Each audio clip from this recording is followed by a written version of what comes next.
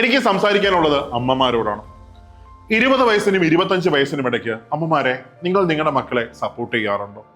അവർക്ക് പ്രോപ്പറായിട്ട് വേണ്ടത് എന്താണെന്ന് ചോദിച്ച് കൊടുക്കാറുണ്ടോ? ഇല്ല എങ്കിൽ നിങ്ങൾ അവരുടെ ഭാവിക്ക് മേൽ ചെയ്യുന്ന ഏറ്റവും വലിയ ദ്രോഹമാണത്. നമുക്കൊന്ന് ഇരുന്ന് സംസാരിച്ചാലോ? അമ്മമാരെ, ഞാൻ ഈ പറയുന്നത് നിങ്ങൾക്ക് റിലേറ്റ് ചെയ്യാൻ പറ്റും. നിങ്ങളുടെ വയസ്സ് നേരെ താഴേക്ക് കൊണ്ടുവന്ന് ഒരു 17 വയസ്സ് 18 വയസ്സൊന്നും ആക്കിയാൽ മതി. അതായത് നിങ്ങളെല്ലാം തന്നെ ഇപ്പോൾ ഒരു 18 വയസ്സിൽ നിൽക്കുന്ന ആൾക്കാരാണെന്ന് സപ്പോസ് സങ്കല്പിച്ചു. അപ്പോൾ അന്ന് നിങ്ങളുടെ അച്ഛനും അമ്മയും നിങ്ങൾക്ക് പ്രോപ്പറായിട്ടൊരു സപ്പോർട്ട് തന്നിട്ടുണ്ടോ ഈ ഒരു പ്രായത്തിൽ? അതായത് ഒരു കുഞ്ഞ് ജനിക്കുന്നു, ഓക്കെ, സ്കൂളിലേക്ക് വിടുന്നു, അത് കഴിഞ്ഞ് +2 അല്ലെങ്കിൽ പഴയ പ്രീ ഡിഗ്രിയിലേക്ക് വിടുന്നു, അത് കഴിഞ്ഞ് ഡിഗ്രിയിലേക്ക് വിടുന്നു, അതിന് ശേഷമുള്ള സമയം ഒരു പ്രോപ്പർ സപ്പോർട്ട് നിങ്ങളുടെ അച്ഛൻ അമ്മമാര് നിങ്ങൾക്ക് തന്നിട്ടുണ്ടോ? ഒന്ന് ആലോചിച്ച് നോക്കിയാൽ എല്ലാവരും പറയുന്ന ഉത്തരം എന്തായിരിക്കും? നോ എന്നായിരിക്കും. സത്യത്തില് അത് തന്നെയല്ലേ നിങ്ങൾ നിങ്ങളുടെ മക്കളോടും ചെയ്യുന്നത്? ഒന്ന് ആലോചിച്ച് നോക്കി. ഞാൻ ഈ പറയുന്ന കാര്യങ്ങൾ എത്രത്തോളം സത്യസന്ധമാണ് നിങ്ങൾ എന്ത് ചെയ്യുക? ഒന്ന് ആലോചിച്ച് നോക്കുക. നിങ്ങളുടെ ലൈഫ് വെച്ച് നിങ്ങൾ ഒന്ന് ആലോചിച്ച് നോക്കുക. അപ്പൊ ഈ പറയുന്ന കാര്യങ്ങൾ നിങ്ങൾക്ക് എന്ത് ചെയ്യാൻ പറ്റും? കണക്ട് ചെയ്യാൻ പറ്റും. ഞാനൊരു ഉദാഹരണം പറഞ്ഞാൽ, എക്സ് എന്നൊരാളെ ഞാൻ എടുക്കുകയാണ്. എക്സ് എന്നൊരു കുട്ടി +2 വരെ കഴിഞ്ഞു. +2 പഠിച്ച് പാസ്സായി എന്ത് ചെയ്തു? പുറത്തേക്ക് വന്നു. നേരെ ഡിഗ്രിയിലേക്ക് പോയി. വീട്ടിൽ ഒരു ശരാശരി വരുമാനമുള്ളൊരു കുടുംബമാണെങ്കിൽ +2 ഒക്കെ കഴിയുമ്പോൾ തന്നെ അവൻ ബാക്കി സ്വന്തം കാര്യങ്ങളൊക്കെ സ്വയം നോക്കി തുടങ്ങും. അതായത് കാറ്ററിങ്ങിന് പോകാൻ തുടങ്ങും.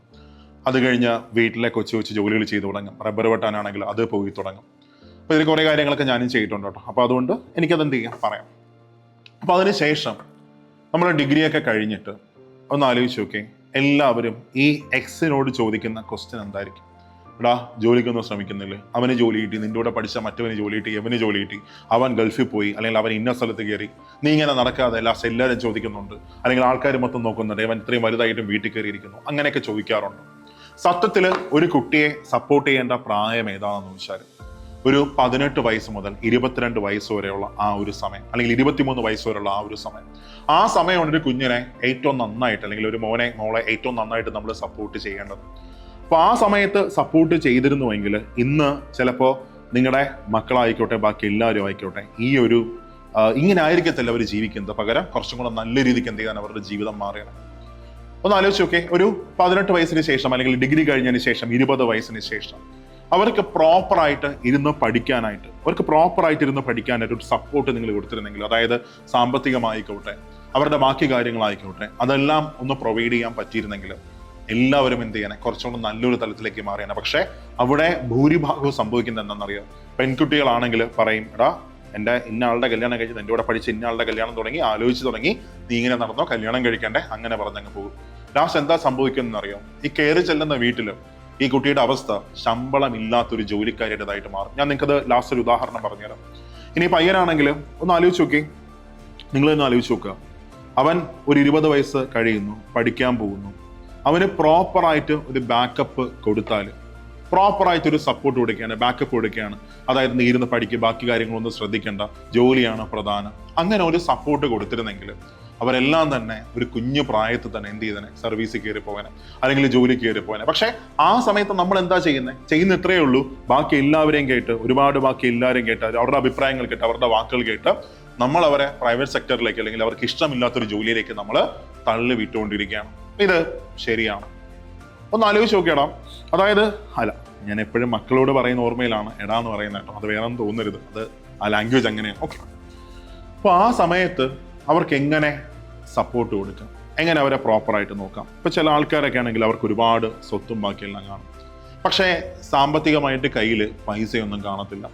1 സെന്റ് വിറ്റ് അവരുടെ അക്കൗണ്ടിലേക്ക് ഇട്ടാൽ, അല്ലെങ്കിൽ അവർക്ക് വേണ്ട കാര്യങ്ങൾ ചെയ്തു കൊടുത്താൽ അവർക്ക് എന്ത് ചെയ്യാൻ പറ്റും? ബാക്കി ഒന്നും നോക്കാതെ, ഒരു കാര്യങ്ങളും തിരിഞ്ഞു നോക്കാതെ പ്രോപ്പറായിട്ടിരുന്ന് എന്ത് ചെയ്യാൻ പറ്റും? പഠിക്കാൻ പറ്റും. ചെറിയൊരു പ്രായത്തിൽ തന്നെ അവന് ജോലി കിട്ടും. ഇല്ലെങ്കിൽ ഇപ്പോൾ ഈ പ്രായം കഴിഞ്ഞു എന്ന് നിങ്ങൾ സങ്കല്പിച്ചോ, ഒരു 23 വയസ്സ് കഴിഞ്ഞു, 24 വയസ്സ് കഴിഞ്ഞു, അവർ പ്രൈവറ്റ് സെക്ടറിലാണ് വർക്ക് ചെയ്യുന്നത്. അന്നത്തുള്ള വരുമാനത്തിന് വേണ്ടി അവർ എന്ത് ചെയ്യുന്നു? പ്രൈവറ്റ് സെക്ടറിൽ വർക്ക് ചെയ്യുന്നു. അതിനുശേഷം ഒരു 25 വയസ്സ് 26 വയസ്സാവുന്നു, അവരൊരു കല്യാണം കഴിക്കുന്നു. കല്യാണം കഴിഞ്ഞാൽ പിന്നെ എന്താണ്? കുട്ടികളാകുന്നു, ജീവിതത്തിന്റെ ബുദ്ധിമുട്ടുകളാകുന്നു. പിന്നെ അവർക്ക് എപ്പോഴെങ്കിലും മനസ്സമാധാനമായിട്ട് ഒരു കോമ്പറ്റേറ്റീവ് എക്സാമിന് പഠിക്കാൻ പറ്റും. ജീവിതമാണ്, ചെലവുണ്ട്, പിന്നീട് അങ്ങോട്ട് അച്ഛൻ്റെ അമ്മയുടെ മുമ്പിലൊന്നും എന്ത് ചെയ്യാൻ പറ്റത്തില്ല, കൈനീട്ടാൻ പറ്റത്തില്ല.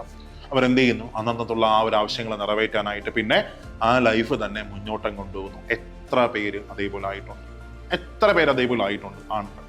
ഇനി ഒരു പെൺകുട്ടിയാണെങ്കിലും ഒന്ന് ആലോചിച്ച് നോക്കിയ അമ്മമാരെ, എനിക്കുള്ള അനുഭവം ഞാൻ നിങ്ങൾക്ക് പറഞ്ഞുതരാം കേട്ടോ. അതായത് ഒരു 2021 ആ ഒരു സമയം. അപ്പോൾ 2021 ഞാൻ ക്ലാസ് എടുത്തുകൊണ്ടിരിക്കുന്ന സമയത്ത് ഒരു പെൺകുട്ടി ആ ക്ലാസ്സിലുണ്ടായിരുന്നു. ഇഷ്ടമാതിരി പെൺകുട്ടികളുണ്ട്, അല്ല ഒരു കുട്ടി ആ ക്ലാസ്സിലുണ്ടായിരുന്നു. അപ്പോൾ ഡൗട്ട്സ് ബാക്കി എല്ലാവരും ചോദിക്കാറുണ്ട്, ഇങ്ങനെയൊക്കെ പഠിക്കണം, ബാക്കിയില്ല, പ്രിപ്പറേഷൻ നടന്നുകൊണ്ടിരിക്കുന്നു. അപ്പോൾ അതിനുശേഷം കോവിഡൊക്കെ കഴിഞ്ഞിട്ട് 2024 കഴിഞ്ഞ വർഷമൊക്കെ ആയപ്പോൾ, കഴിഞ്ഞ വർഷം സ്റ്റാർട്ടിങ് ഒക്കെ ആയപ്പോൾ ഈ കുട്ടിയെ ഞാൻ വീണ്ടും എന്ത് ചെയ്തു, മറ്റൊരു സ്ഥലത്ത് മറ്റൊരു ബാച്ചിൽ കണ്ടായിരുന്നു. അപ്പോൾ ആളെ ഒരു 3 വർഷം കൊണ്ട് ആ കുട്ടിയുടെ ലൈഫിൽ വന്ന മാറ്റങ്ങൾ എന്താണെന്ന് ചോദിച്ചാൽ ജസ്റ്റ് ആ മുഖത്ത് നോക്കിയാൽ മതി. പണ്ട് ഭയങ്കര സന്തോഷം, വൈബ്രന്റ് എല്ലാമായിരുന്നു. പക്ഷേ 3 വർഷം കഴിഞ്ഞ് ഇപ്പോൾ നോക്കിയപ്പോൾ അവശതയാണ് മുഖത്ത് ഫസ്റ്റ് കാണാൻ പറ്റുന്നത്. അപ്പോൾ ഞാൻ ചോദിച്ചോടാ എന്ത് പറ്റി, എന്താ ലൈഫിൽ സംഭവിച്ച, ആളെ ആകെ അങ്ങ് മാറിപ്പോയല്ലോ. അപ്പോൾ കുട്ടി പറഞ്ഞ ഡയലോഗ് അല്ലെ സാറെ കുറച്ച് സംസാരിക്കാനുണ്ട്. അതായത് സംഭവിച്ചത് എന്താണെന്ന് ചോദിച്ചാൽ ഈ കുട്ടി ആയുർവേദ ഡോക്ടറാണ്. അപ്പോൾ ഈ കുട്ടിയെ കല്യാണം കഴിക്കുന്നു 2020-21 ആ സമയത്തായിരുന്നു കല്യാണം തോന്നുന്നു.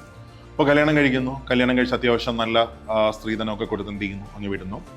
അപ്പോൾ പുള്ളിയുടെ ഹസ്ബൻഡിന് പ്രൈവറ്റ് സെക്ടറിലാണ് ജോലി. പുള്ളി നല്ലൊരു മനുഷ്യനാണ്, പക്ഷേ പുള്ളിക്ക് കുറച്ച് കടങ്ങൾ ബാക്കിയൊക്കെ ഉണ്ട്. അപ്പോൾ പുള്ളി എന്ത് ചെയ്യുന്നു, പുള്ളി ഈ കിട്ടിയ വരുമാനം അല്ലെങ്കിൽ സ്വത്ത്, പൈസ ഇതൊക്കെ വിറ്റിട്ട് അതൊക്കെ എന്ത് ചെയ്യുന്നു, അങ്ങ് തീർക്കുന്നു. അപ്പോൾ അതിന് ശേഷമാണെങ്കിൽ ഈ പുള്ളി ഒരു മോനായി, അതിനുശേഷം ഒരു മോളായി, 2 മക്കളായി. ഈ 3 വർഷം കൊണ്ടാണ് സംഭവിച്ചത്, 2 മക്കളായി. പിന്നെ അത് കഴിഞ്ഞ് ആ കുട്ടികളുടെ കാര്യം നോക്കാനുണ്ട്. ഈ കയറി ചെന്ന വീട്ടിലെ ഹസ്ബൻഡിൻ്റെ കാര്യം, അല്ലെങ്കിൽ പുള്ളിയുടെ ഹസ്ബൻഡിൻ്റെ കാര്യം, അല്ലെങ്കിൽ ഹസ്ബൻഡിൻ്റെ അച്ഛൻ്റെയും അമ്മയുടെ കാര്യം, ഇതൊക്കെ നോക്കാനുണ്ട്. അങ്ങനെ ഈ 3 വർഷം എന്ത് ചെയ്തു, അങ്ങോട്ടങ്ങ് പോയി.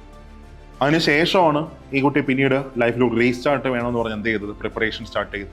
അന്ന് പറഞ്ഞൊരു ഡയലോഗ് ഇതാണ്, സാറേ അവസ്ഥ എന്ന് പറഞ്ഞാൽ ഇപ്പോൾ വീട്ടിൽ രാവിലെ എണീക്കുന്നു, എല്ലാ കാര്യങ്ങളും നോക്കുന്നു, വശമുണ്ടാക്കുന്ന മോളെ നോക്കുന്നു, മോനെ നോക്കുന്നു, ഹസ്ബൻഡിനെ പറഞ്ഞു വിടുന്നു, അച്ഛൻ്റെയും അമ്മയുടെയും കാര്യം നോക്കുന്നു, അവരൊക്കെ അവശതയിലായി, ഇതെല്ലാം നോക്കുന്നു. ചുരുക്കി പറഞ്ഞാൽ ഇത്രയേ ഉള്ളൂ, ശമ്പളമില്ലാത്ത ജോലിക്കാരിയായിട്ട് മാറി.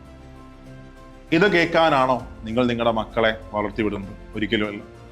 അതേസമയം അവർക്ക് വേണ്ട സമയത്ത്, മീൻസ് ഡിഗ്രി കഴിയുന്നു, പ്രോപ്പറായിട്ട് 1 വർഷം 2 വർഷം 3 വർഷം ഒരു കോമ്പറ്റേറ്റീവ് എക്സാമിന് വേണ്ടി പഠിക്കാൻ വേണ്ടി എന്ത് കൊടുക്കുന്നു, സപ്പോർട്ട് കൊടുത്തിരുന്നു എങ്കിൽ അല്ലെങ്കിൽ നിങ്ങളുടെ മോനെ പറഞ്ഞു നീ ഇപ്പോൾ വേറെ ഒന്നിലും ഫോക്കസ് ചെയ്യണ്ട, നീ എന്തിൽ മാത്രം ഫോക്കസ് ചെയ്യുക, എക്സാമിനെ ക്രാക്ക് ചെയ്യാൻ ഫോക്കസ് ചെയ്യുക, ലൈഫ് ഇങ്ങനെയാണ്, ഈ ഒരു പ്രോപ്പർ ഗൈഡൻസ് കൊടുത്ത് അവർക്കൊരു സപ്പോർട്ട് കൊടുത്തിരുന്നെങ്കിൽ, ഞാൻ കൂടെയുണ്ട് എന്നൊരു വിശ്വാസം കൊടുത്തിരുന്നെങ്കിൽ എല്ലാവരും മറ്റൊരു തലത്തിലേക്ക് എന്ത് ചെയ്യാൻ മാറുകയാണ്.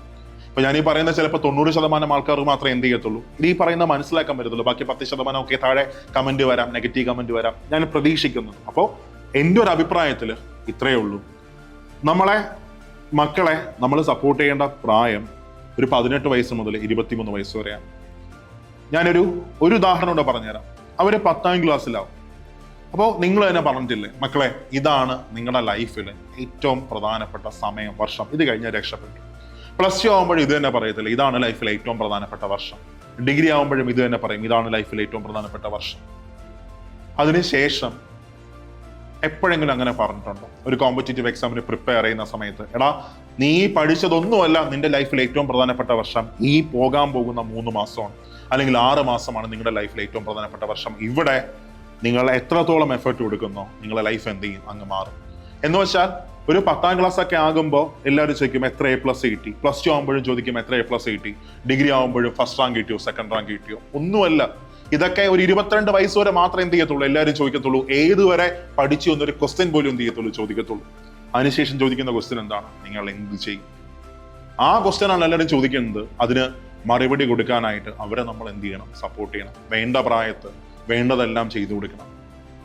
അല്ലാതെ നമുക്ക് ഒരു പ്രൈവറ്റ് സെക്ടറിന്റെ പ്രത്യേകത എന്ന് പറഞ്ഞാൽ, ഇപ്പൊ എനിക്ക് സ്കില്ലുണ്ട്, ഒരുപാട് കാശ് ഉണ്ടാക്കാനുള്ള കഴിവുണ്ട്. പ്രൈവറ്റ് സെക്ടറിൽ വർക്ക് ചെയ്തു, ഗവൺമെന്റ് സർവീസ് എന്ന് പറഞ്ഞാൽ ഒരു ചെറിയൊരു ഇൻകം മാത്രമേ എന്ത് ചെയ്യത്തുള്ളൂ, വരത്തുള്ളൂ, ജീവിച്ചു പോകാം. ഒരിക്കലും കോടിപതികളോ ബാക്കിയൊന്നും ആവാൻ പറ്റത്തില്ല. നല്ല സ്കില്ലുണ്ടെങ്കിൽ എന്ത് ചെയ്യാം, ഒരു പ്രശ്നമില്ല, വർക്ക് ചെയ്യാം. അതേസമയം ഒരു സേഫ് ആയിട്ടൊരു ജോലി, ഒരു എക്സാമിനെ ക്രാക്ക് ചെയ്ത് കയറുക, ലൈഫ് മൊത്തം സെറ്റിലാണ്, സ്റ്റേബിൾ ആണ്, ഒരു ടെൻഷനും ഇല്ല. അങ്ങനെ ഒരു തലത്തിലേക്ക് നമ്മൾ വളർത്തേണ്ടതെങ്കിൽ അവരെന്ത് ചെയ്യണം, പ്രോപ്പറായിട്ട് ഗൈഡ് ചെയ്യണം, പറഞ്ഞു കൊടുക്കണം. ഇതാണ് എൻ്റെ ജീവിതം, ഇങ്ങനെയാണ് എൻ്റെ ജീവിതത്തിൽ സംഭവിച്ചത്.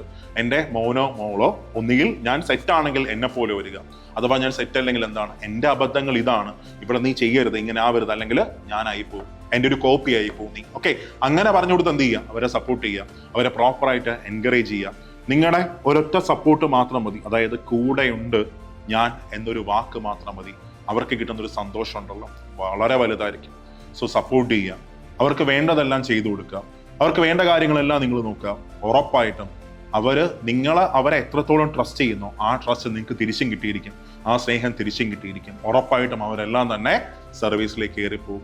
അപ്പോൾ ഇന്ന് മക്കളോട് പോയി ചോദിക്കുക, എടാ സുഖമാണോ, നീ നന്നായിട്ട് പോയിരുന്ന് പഠിക്കുക, എല്ലാ കാര്യങ്ങളും ഞാൻ ചെയ്തു തരാം, കൂടെയുണ്ട് ഞാൻ.